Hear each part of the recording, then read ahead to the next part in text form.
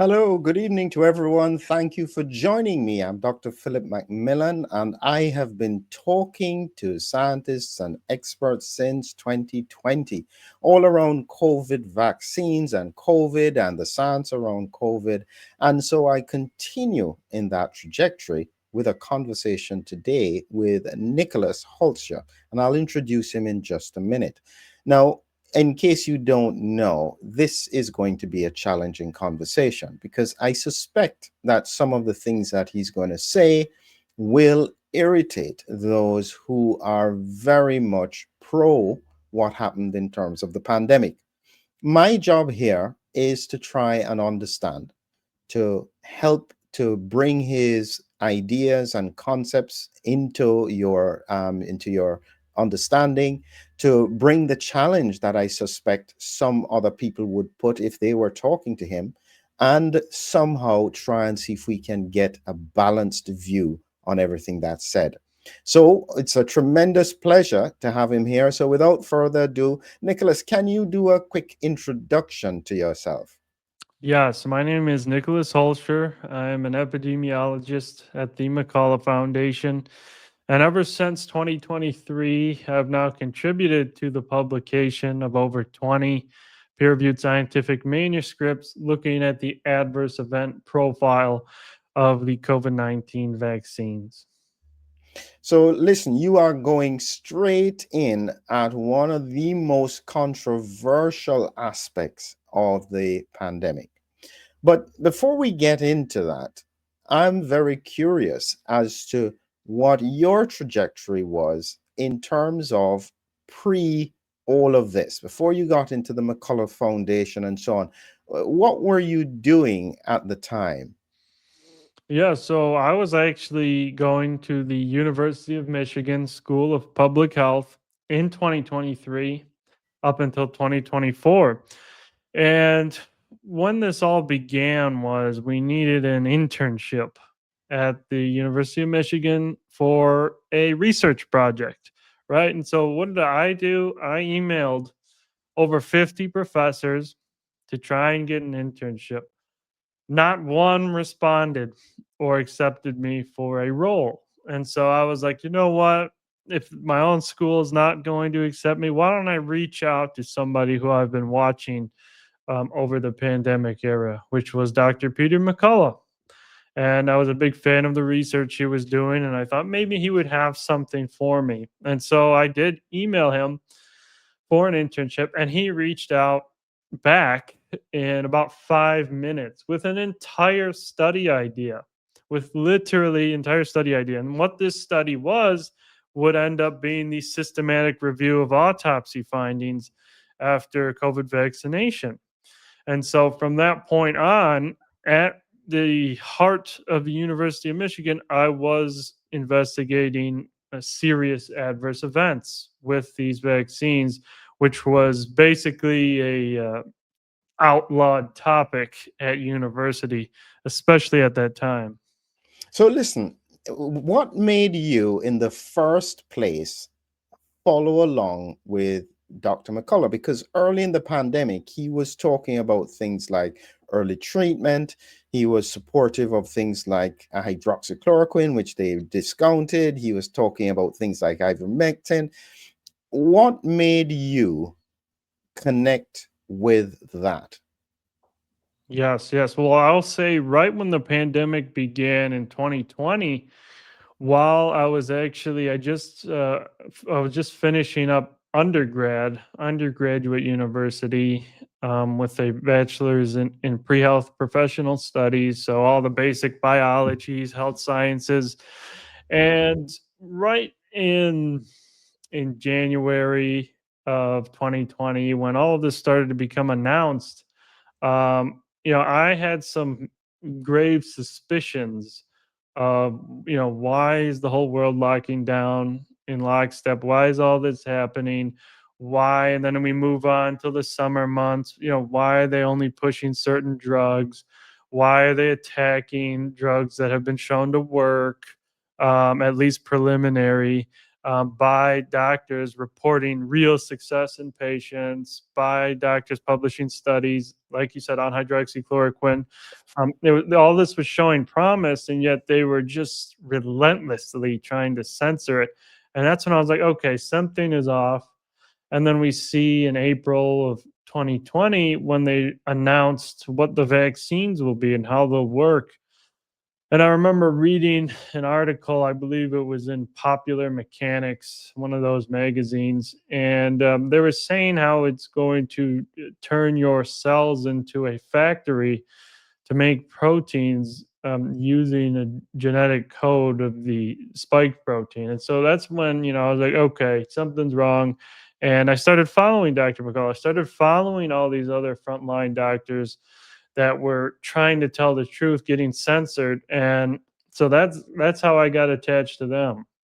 So, in effect, from the start, you had questions. Were you an outlier in the context of your family or your colleagues and so on? Where did you fit in that?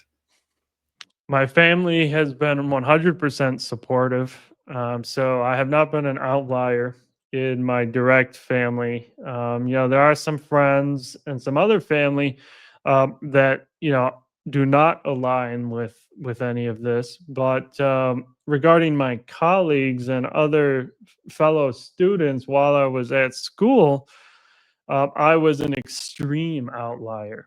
And so basically, since I was doing that autopsy review paper at this school, right, I had to talk to my professors. I had to talk to people about this. And I was warned that I would have no career if I continued to do this. And so what I did was I actually ended up presenting these autopsy findings at the poster epidemiology poster session.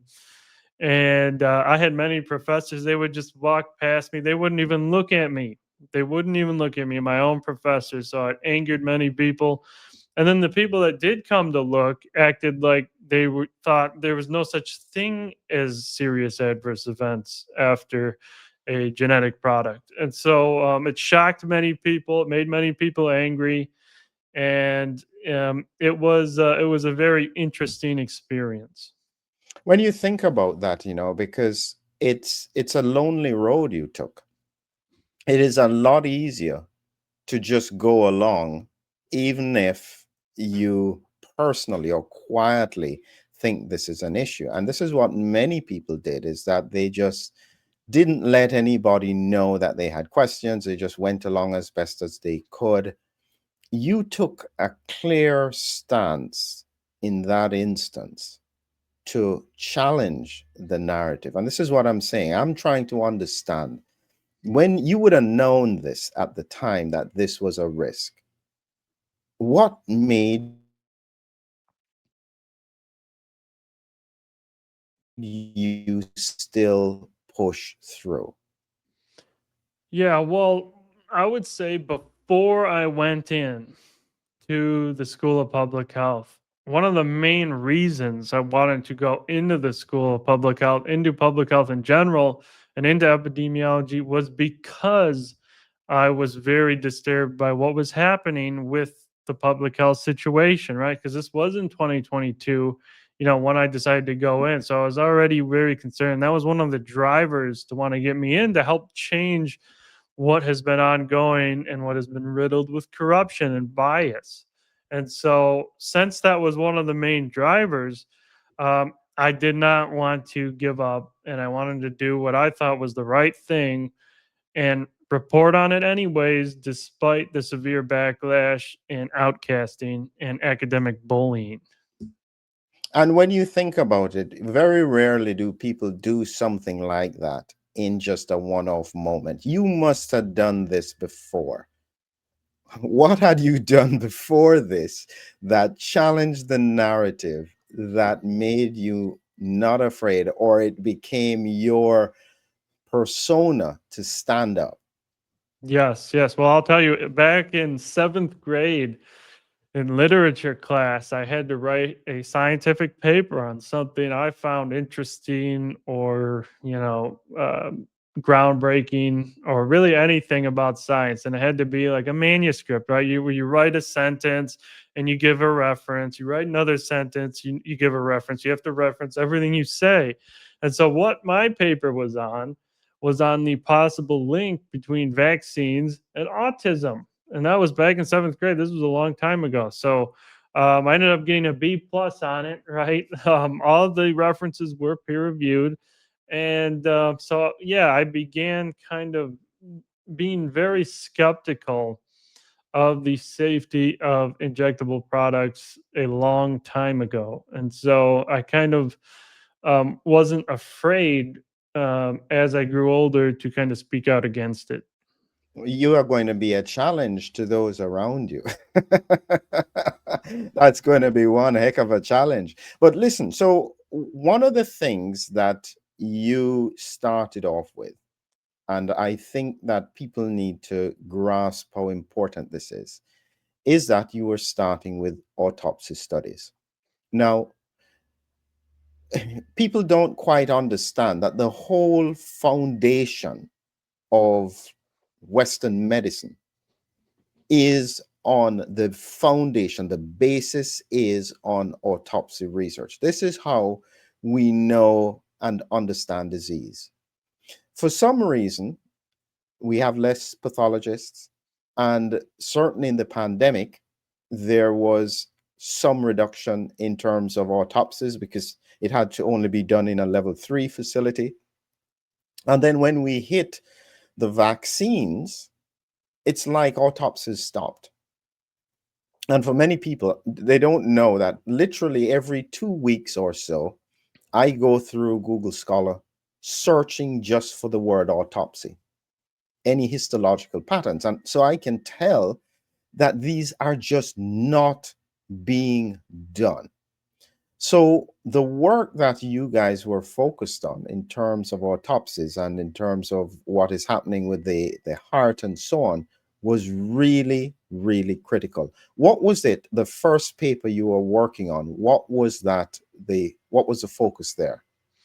The focus was to collect and synthesize every single peer-reviewed published autopsy report where of deaths after COVID vaccination. So the inclusion criteria was, did they get a vaccine and did they have an autopsy?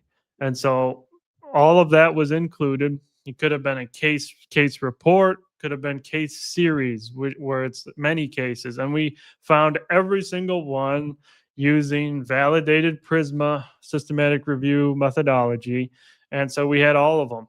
And so the main purpose was to see, is there a possibility of a causal link between these products and death?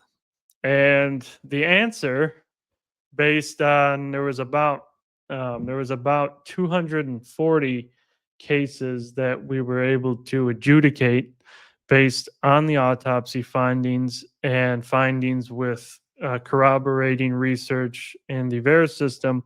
There was 240 deaths that we were able to assess with as having a possible link to the vaccine. And so, based on that large number of deaths via well established causes, at least now here in 2025, we did assess there was a high likelihood of a causal link between the products and death. One of the challenges you will face, and I've seen it and heard it quite often, is they'll say, okay, that's 240 cases. Even if we gave you that and that all of these were vaccine related, they have given billions of doses of the vaccine. And so, what that means in terms of percentage is that it's no big thing, tiny fraction that would have been affected with adverse responses. What would you say to that?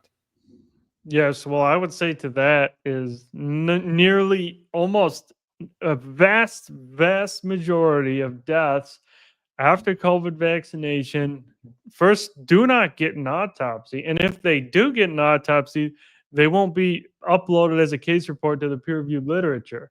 That's all rare. And you have biased publishers that won't publish those findings. It's very hard to get that published, especially if you say it was linked to the vaccine. So you have all the mechanisms working against you, and you have very few autopsies being conducted in the first place. So it's not, this does not give a representation of how many deaths there really are. This is simply us seeing what has happened to the deceased. And there is very clearly going to be a much larger number than what was identified as case reports published. Yeah, I think you're quite right with that. I remember seeing a study that really stood out to me. I did a whole presentation on it where they just looked back at patients who had been vaccinated and then had PET scans done, and they looked at the heart. And there was a very clear indication that there was a significantly higher risk of glucose uptake, which indicates potentially inflammation in the heart. They couldn't specify the cause. And this was easily, I think, about 30%.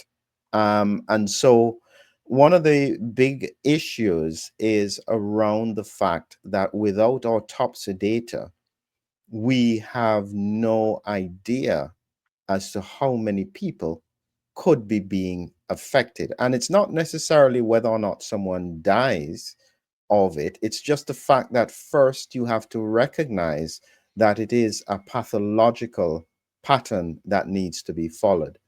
Why do you think that it is so difficult for researchers to publish on this? It can't be that they are not interested, but they are certainly not publishing. Right. They're afraid to lose their jobs.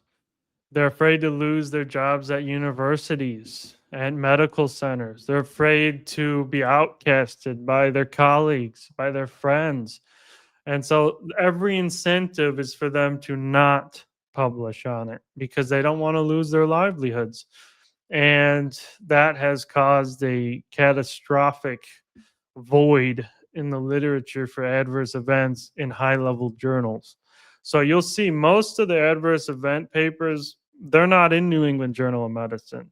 In fact, there's literally almost none in that journal. They won't be in the Lancet.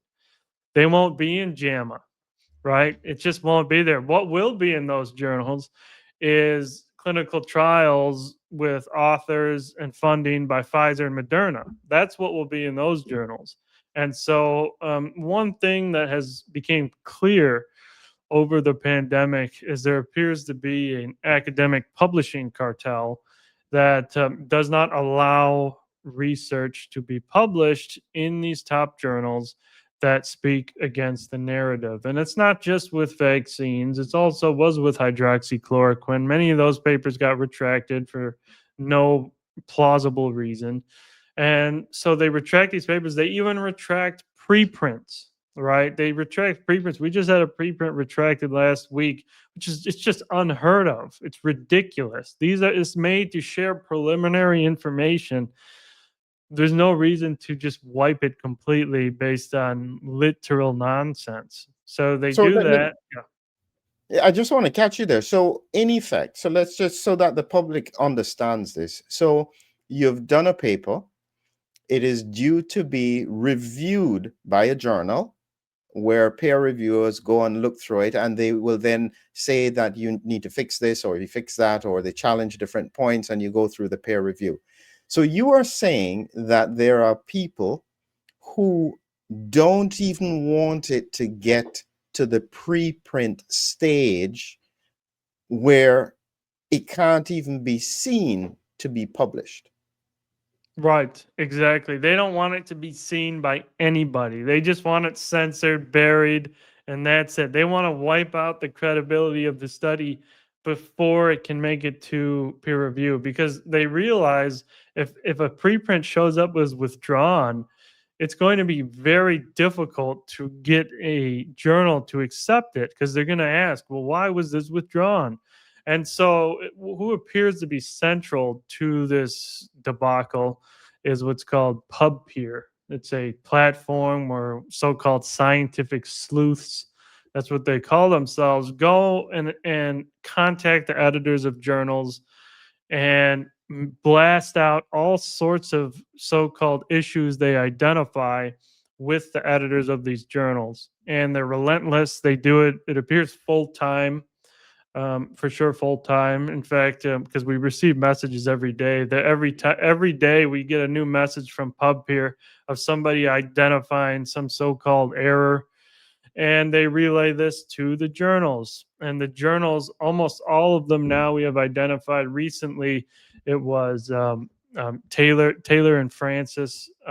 Recently, Kevin McKernan and his paper related to DNA contamination was published a few weeks ago. There's now an expression of concern. It's now under investigation. They're trying to retract it now because this PubPeer mob did contact the editors. And that's what we saw again with our preprint we were just talking about on transcriptomic harms after these products. It's the same group, the same individuals. PubPeer was central to contacting MDPI, the hosting platform of preprints.org, and got this paper removed. And this is very dangerous. And this is exactly why the DOJ is now investigating the top journals, New England Journal of Medicine, Lancet, JAMA, and they actually sent letters to them, asking them why do they have so much bias and fraud, and why are they censoring all of this. So um, it's now going to get to a point where key people, at the levels of decision making in America, are aware of these illicit activities censoring critical pharmaceutical safety data.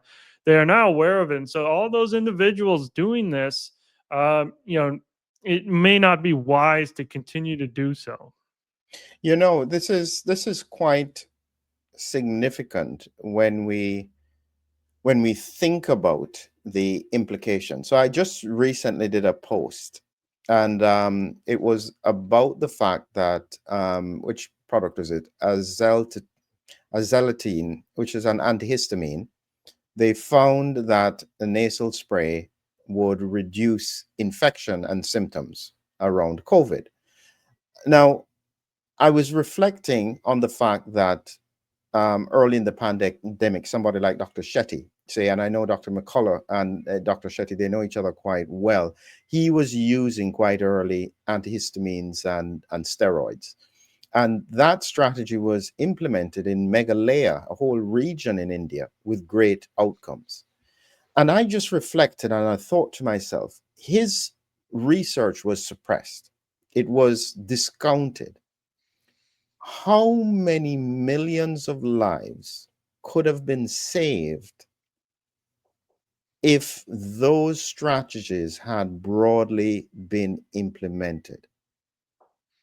Right. So this is where we get to the point where actually, if none of this censorship took place and they allowed frontline doctors to share their critical findings, to share what they found in their hundreds and thousands of patients they've treated, if we allowed them to do that, that would have saved probably millions of lives.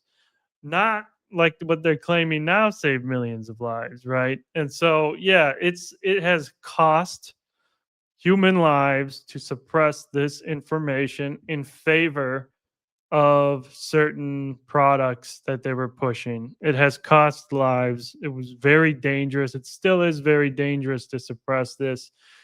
People may not think it's very serious to, slap a retraction note on a paper, but it is very serious. It is very, very, very serious. One of the papers that came out from Japan, and this is fitting in with the cardiac thing, was this new condition, multiple microscars. So in Japan, they were just at a pathological conference. They were looking at people who had died in an unusual pattern with cardiac arrhythmias. So they did detailed histology and found multiple tiny little scars scattered throughout the heart. Now, it was only 3 patients. And so straight away, somebody can say, well, it was only 3 patients. But my question is, if that can be happening to one cohort of people, the question should be, is this occurring very broadly across the population? Is it potentially connected to issues like increased risk of atrial fibrillation, ventricular arrhythmias, things that do seem to be increasing? And we would never know this if we weren't or if we don't do autopsy studies. And this is where the censorship comes with a really serious cost, because put aside for a second the fact that maybe the industry may be worried that their product is under question. The far more serious point is that you cannot have people at high risk for conditions that could be identified and managed not being treated simply because no research is done. Right, right. Well, when you mention the micro scars in the myocardiums of those individuals in that case report, they each of them did receive, I think, it was a range of 3 to 5 boosters. And so what's concerning about micro scars is they would not be detectable with conventional imaging, MRIs. You won't know if you have it unless you literally open up, go on the, operating table, and they open up your heart and look at it with a microscope. And so that's why that's so concerning. And that case served as a sentinel report, a warning report that should warrant further very, very massive, intensive investigations into seeing, well, how much of the population that received 4 or 5 boosters has these micro scars? How much? How do we prevent this sudden cardiac death from occurring? Is it because of the micro scars? None of that is being investigated. It's only being investigated by a small subset of researchers across the globe. But yeah, that paper is vitally important, and it does tie in directly with our work on cardiac arrest and subclinical myocarditis. Absolutely. The two are very closely interconnected, but it then points right back into your industry with epidemiology, public health. There is a responsibility to the public, not to industry, not to government, but to the public. How can they justify not acting on that kind of information? They can justify it with money. They can justify it by getting large sums of money and thinking we're rich now. We don't care. We're not going to investigate it. We just bought this massive yacht, and sorry, we're just going to censor your studies. We're not going to look into this. So that's what appears to be the case, unfortunately, because we at least know here, or at least we know of the major publishers. Some of their main donors are Pfizer, Moderna, these publishing companies. About half of editors and peer reviewers receive money from big pharma, right? So they all, I mean, this is a very entrenched issue of monetary compensations to not do this. And I again, yeah. understand. Yeah, I understand that bit that you said with regards to, say, the top people in the industry. Say, for instance, being influenced in some way, but that's not who I'm talking about. I am talking about the fact that across the world, so it's not just the United States, all over the world, they have public health departments. And those public health departments are supposed to be acting for the interest of their public. And believe me, they are not getting a cent from anything that is happening. My question is, why are they not asking the hard questions? It appears because then they would be complicit in the actions over the past 4 years, because it's gone on for so long, right? For 4 years now, they have been pushing universal mRNA injection, even in very almost no risk groups such as 6 month olds. They've been doing that. They've reached a point where it will be very difficult to reverse without facing serious backlash. And we also have to remember some individuals are under what's called um, mass psychosis since 2021, where they will simply not be able to psychologically question what his that things may be different than what their worldview has been for such a long period of time. So and they have also, in some individuals, when you do take, five, six, now seven of these products, of these gene transfer platforms, when you take that many, that will make it extremely difficult to kind of realize that that may have been a catastrophic mistake for your health, and a catastrophic mistake for those who you recommended it to. So there's so many things psychologically going on that may explain this. But yeah, it's a great question. These products are still available basically in all of the Western world, and there's almost no investigations into vaccine injury other than recent ones here in the U.S. that are very small investigations, but at least they're doing it. And when we think about what the ACIP was discussing yesterday, so they have made some adjustments in the United States with regards to their recommendation for COVID vaccines. And now they have shifted it from a recommendation broadly in adults to having it as a discussion with their doctor. Now, I, for one, I'm thinking to myself, hold on, have you given doctors any specific training or information about how to make this risk benefit decision?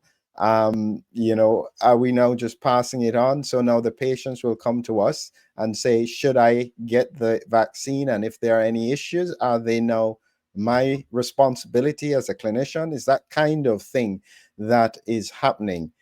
What are your thoughts with regards to the decisions that they have made at this point?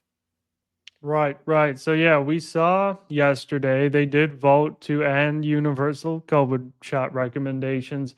And yeah, it is now shared clinical decision making for all age groups, which means it is now in the hands of the physician, of the pharmacist, to decide whether they should get the vaccine or not. Now, it is a step obviously in the right direction, but it's still concerning that certain physicians and pharmacists that may not understand the full safety profile of these shots could still subject a 6 month old to this technology. That's what still very much concerns me.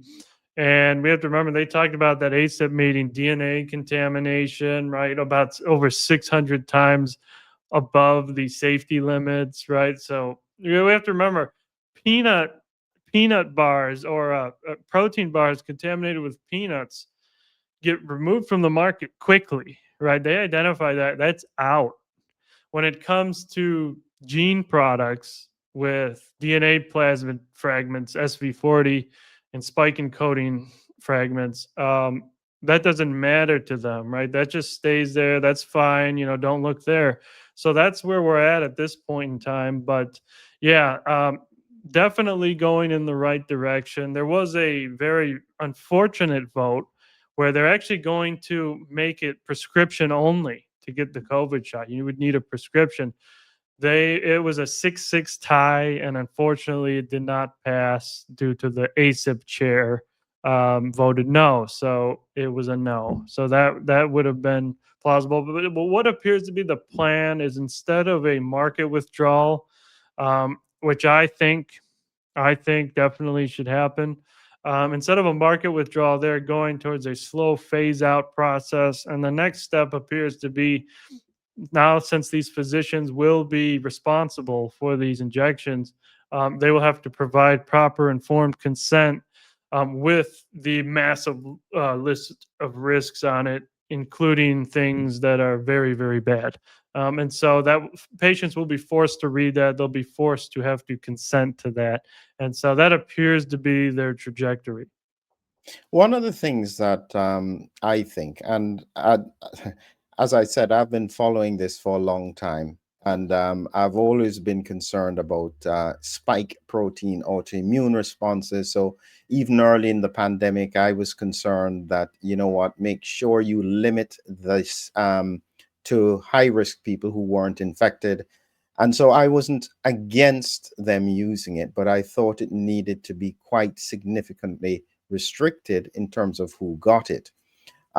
Actually, as I said previously, I think if they had done that, they would have not had these issues coming up because the pandemic would have been over and it would have appeared that this was the miracle solution. So, in some sense, they've shot themselves in the foot by broadly using it across the population. However, now here is my thought, and I'll put this to you because I know you believe blanketly they must take them off the market. My thought is that I know that they're driving IgG4 responses. And IgG4 is kind of like immunosuppressive. So they're acting like a kind of dose of hydroxychloroquine or something similar for a few months, and therefore reducing the risk of severe responses on reinfection. If they pull it completely and they are not replacing it with any other strategy, that concerns me. What would you say to that? Yeah, and that's what concerns a lot of people, and maybe the reason why it has not been removed from the market, because they would have to replace it with an alternative for people to take. Now, obviously, many doctors, many physicians would just say, just do early. If you get COVID now at this point in time, it's very mild. Just getting on an early treatment protocol, and do all the proper steps, and your risk of serious damage or death is very, very low. That's what they would say. But that's what raises the importance of finding and intensively investigating alternatives that are safe, not experimental, not genetic. And so, with the amount of resources the governments have, they could have found an alternative years ago, right? They could have. And what they should do, though, is they should implement recommendations for these early treatment protocols. They haven't done any of that. They have not consulted any of the frontline physicians on this. And so there's so many things they could do in the interim. But the problem is with the mRNA, we've just identified so many different fundamental biological issues um, in human beings that cannot be resolved. It appears with maybe 100 years down the line, the future iterations could be targeted and not have ribosomal frame shift errors and not go in the brain and the heart. Maybe they can do that in 100 years, but at this point in time, it's not looking good. It's not looking good at all. Yeah, this is a challenge in that as I objectively looked at the platform and the more information that I got, and as I said to people, you have to remember that very early on, I first interviewed Robert Malone. So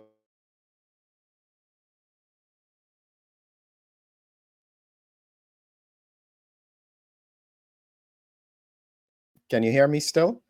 Yes. Yep, you're back. Yeah. You're back. Yeah. Sorry. Yes, he was the one who had that idea with regards to the technology.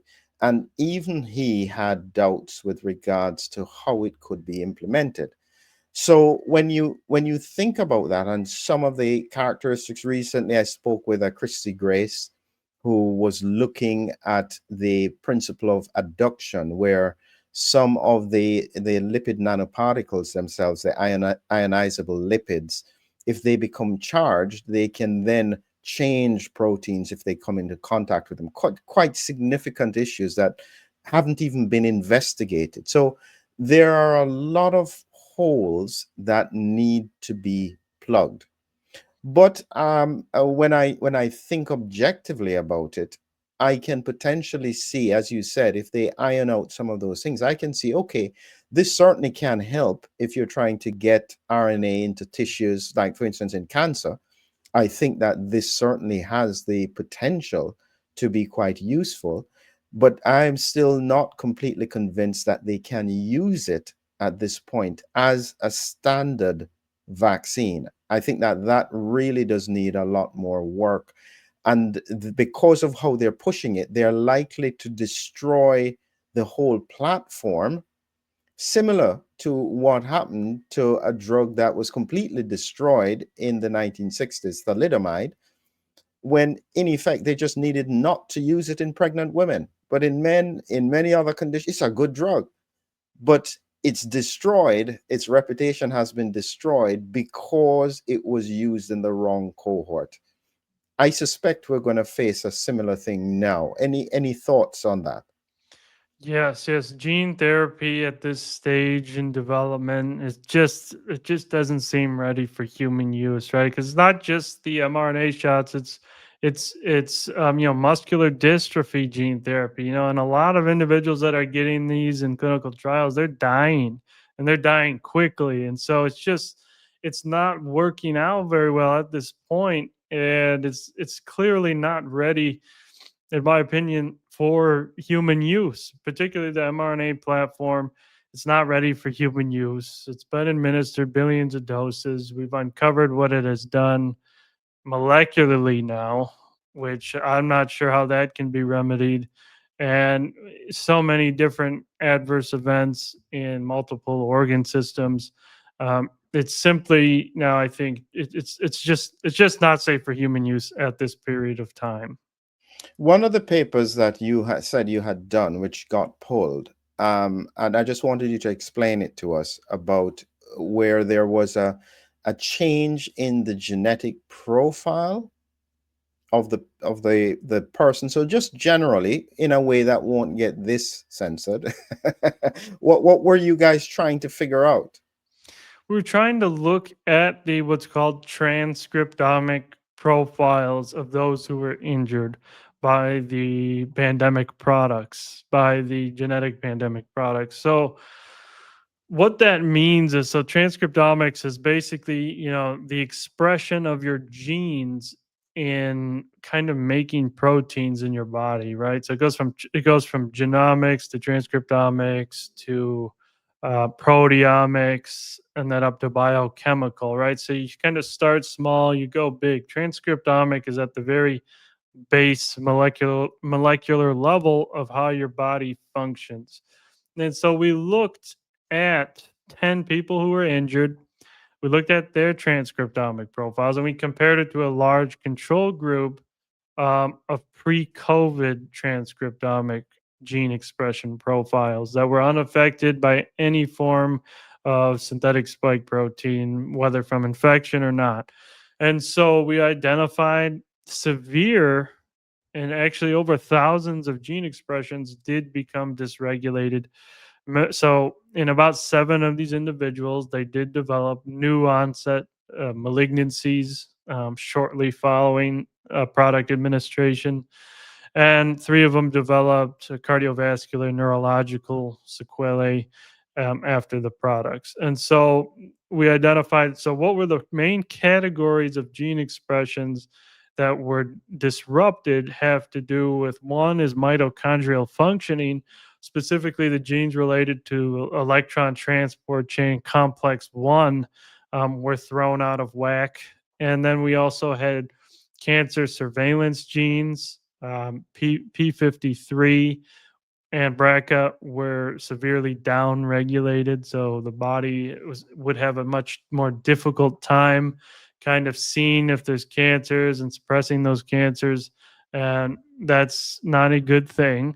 And then you had genes related to immune function were also being down regulated, and so we kind of saw this what's called transcriptomic chaos in these individuals.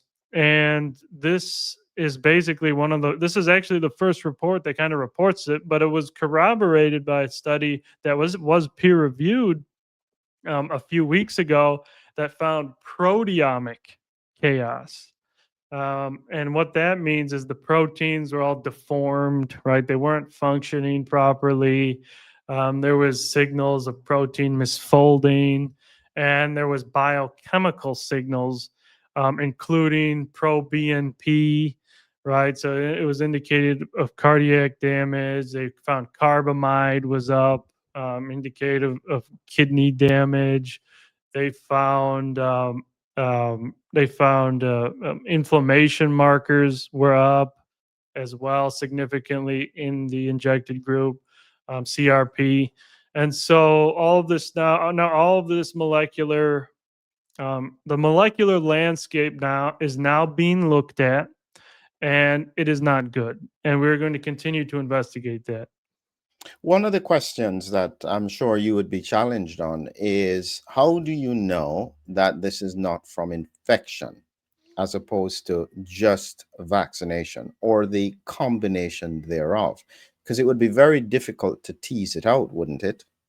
Yes, yes, and that's true. That's true. That's the next question that needs to be answered. Could there have been some subclinical infections in these or asymptomatic infections? That's very possible.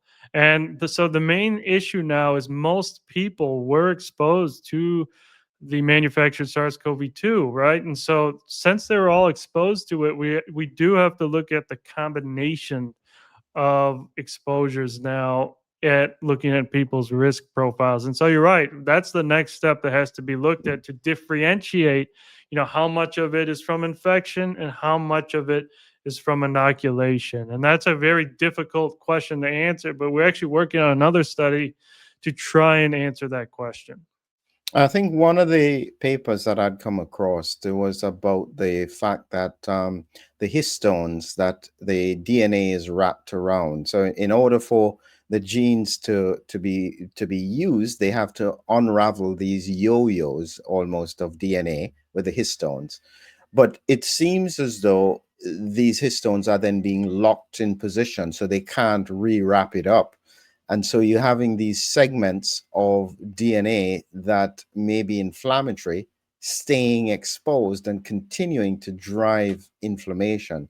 And the study that did it found a clear link in terms of the COVID, the mRNA vaccines. So it fits with what you are describing, and that does make sense. I wouldn't be surprised.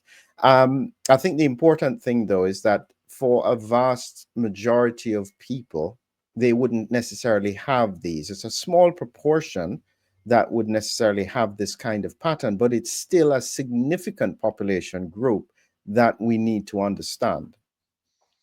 Right, right. Yeah, we need large patient populations and to really study all of this to see, how many people is it really affecting molecularly? What is it actually doing in a large subset of people? Because you're right, we're starting at these small sample sizes because we're not a government, we're not, a top university with millions and millions of dollars in funds, so it's very difficult to kind of gather these massive resources and massive amounts of cases. So we're starting at as much people as we can get and as much as we can afford. And we're finding these extremely concerning molecular signals. So, yeah, the next step needs to be there needs to be all hands on deck on this genetic molecular issue because it is very serious. When you're doing this work, Nicholas, are you afraid that the questions being asked and the challenges being made are going to damage trust overall in science, public health, medicine? Is it worth it? Trust has already been, in my opinion, almost irreversibly shattered in the scientific establishment among the general population. We now have a Rasmussen survey out of the United States that found 50%, 57% of US voters believe the COVID-19 genetic countermeasures caused mass deaths. So it's now the majority of Americans believe that most have lost trust. Even most healthcare workers here in the US have lost trust. There's about less than 20% booster uptake. They don't trust these products anymore. So it's going to, it cannot be brought back the trust until drastic changes are made that the people want. And so that's what is underway here at the United States. Other countries, it appears, not so much. And this was worth it, though. Exposing these harms and exposing what has happened was worth the was worth alerting people to what's happening than to just worry about a collapse in trust, right? They shouldn't have done this. They shouldn't have pushed these products on 6 month olds. They shouldn't have done this. And now we are seeing the consequences. When you think about it personally, Nicholas, because you are taking a stance right at the front, you are likely to be being targeted personally when you look on even on social media and so on. That must wear you down. Do you still have those moments of doubt where it just feels too heavy? Not anymore. I did at the very beginning. I did when reading all those attacks, hateful comments, academic bullying at universities, saying how I would not have a career. All that stuff did, got to me for a brief moment. And I was like, you know what? This hurts, man. All these people hate me now. Like, really? This is crazy. I lost, some friends. But as time went on and as more and more of these harms became exposed, and as more and more people began to attack me, I mean, we're literally under nuclear attack of words at the moment. That's for sure.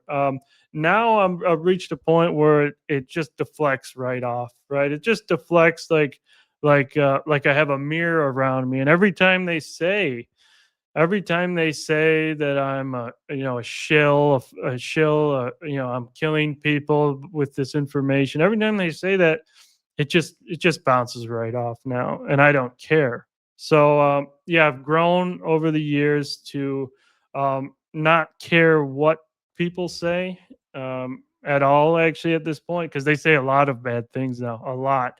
And I realize that just comes with this exposure process, and as people appear to lose their minds as they realize what has happened. And so imagine that RFK calls you up and says, you know, Nicholas, we like the work you're doing. We think it's important.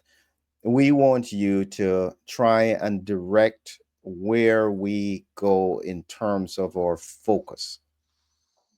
Are there about two or three things that you think are right at the top of the priority that needs to be addressed as soon as possible?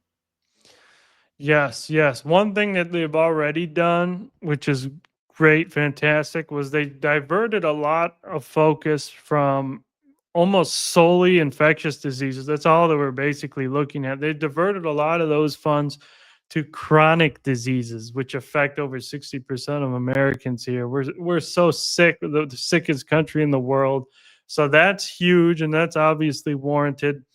But now, what actually needs to happen is we have to look at the most recent mass exposure event, which was to the mRNA technology. And we have to try now and find out. And I would tell them, listen, we got to look at what these embalmers are reporting. We have to look in people's hearts. We have to issue guidance on how to prevent sudden death. We have to bring all of these injuries to awareness. And lastly, we got to start finding treatments to help these people. There's none. I mean, we've developed some, but there's no standardized methodology, no standardized treatment to vaccine injuries. They've been completely abandoned. And if we look at VAERS, we'll see the mass numbers. And we know that's underreported by a factor of about 30. So we see these mass numbers. We got to help these people. We can't ignore them. And we have to find the full scale of harms that has been incurred, or we're not going to get anywhere. We're going to keep suffering. One of the things in medicine is the principle of the duty of candor, which is where we have to inform patients if harm has been caused by something. And it's a statutory duty.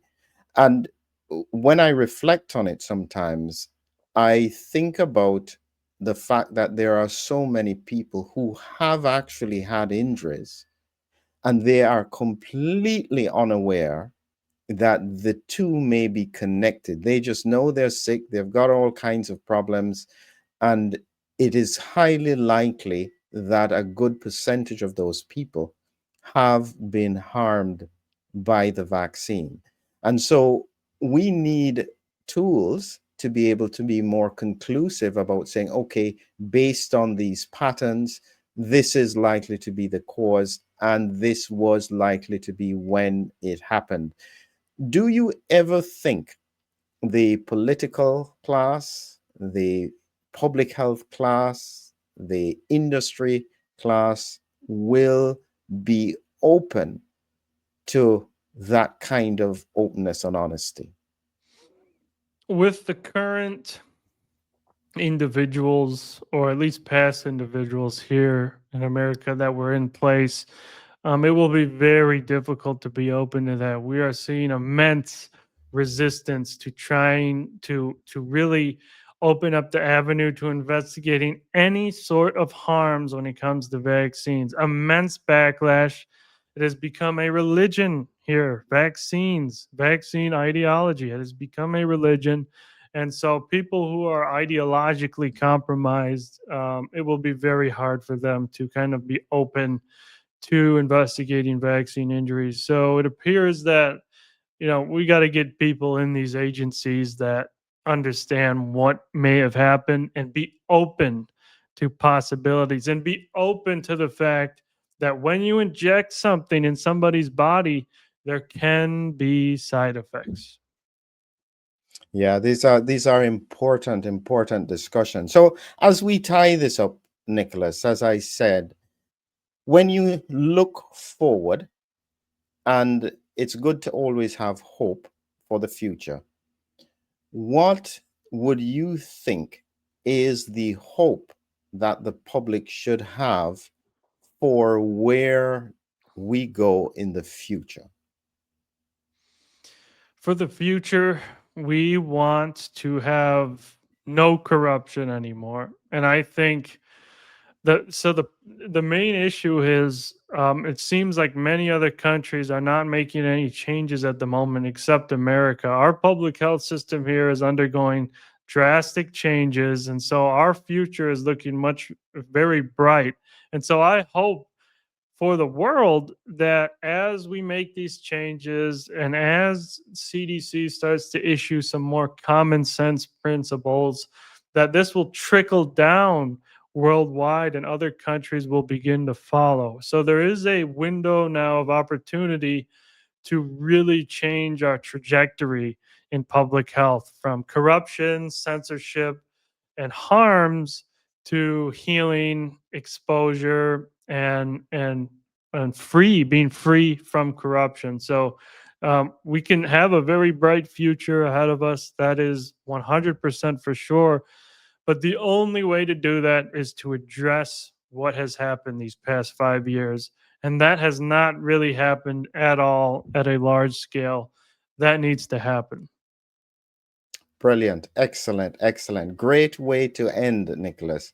Thank you very, very much for coming. Thank you for all the people. We have about 1,500 people with us live. So thank you all for being here. Thank you very much for all the comments and so on. I'm sure I'll have a chance to speak to you again in the future. So have a great day. Let's hope that RFK hears this and he does something about it.